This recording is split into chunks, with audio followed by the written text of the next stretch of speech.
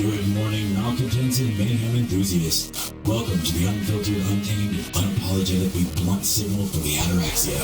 And this is your rebel broadcast, cutting through the static of corporate propaganda and mass media white noise.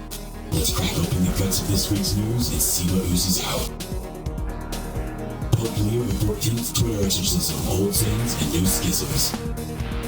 Well, it looks like the Vatican's newest rogue iconoclast, Pope Leo XIV, the first American-born pontiff, is already catching flack from the conservative flocks. Seems some digital archaeologists unearthed a few spicy tweets from back when he was just James O'Malley, a humble cardinal with a Twitter hammer and a penchant for rattling the MAGA cage.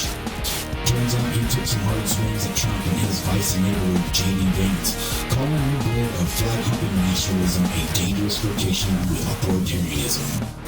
Of course, the right-wing choir is now howling for his head on a gilded platter, screaming betrayal while clutching their rosaries. But here's the twist.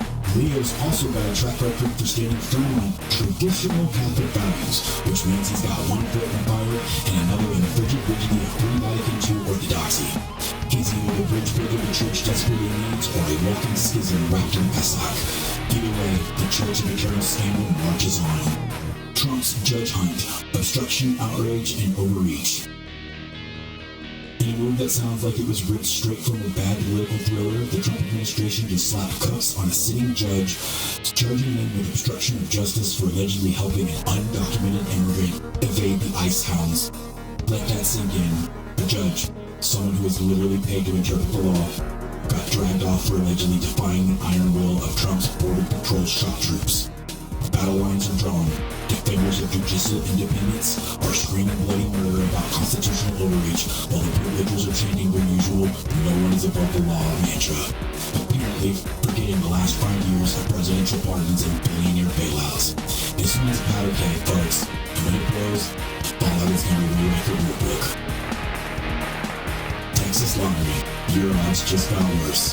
Meanwhile, in the land of oversight, hats, and even bigger scandals, the Texas Lottery Commission is spiraling into a jackpot-sized nightmare.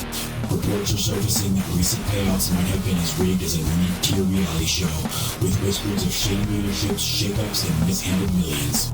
Lawmakers are sharpening their pitchforks, demanding reforms and transparency, because when your state runs on oil money and gambling, the last thing you want is the public realizing the house always wins, and sometimes cheats. Expect this one to blow up like a winning scratch-off in a trailer park night lab. Diddy's day in court for bad boy, bad rep. Sean Diddy Combs is about to face the music in a way that no remix can save. The rap mogul is staring down a racketeering and sex trafficking trial that's already lit up the media like a Kanye Twitter binge. Prosecutors say Diddy wasn't just running a record label but a full-on criminal enterprise, with allegations of exploiting women for profit and using his industry clout as a get-out-of-jail-free card. If the gavel drops on this one, it's going to shake the foundations of the industry, and not in a good way. Get ready for some Hollywood-sized fallout as the glittering gold peel back to reveal the rock beneath.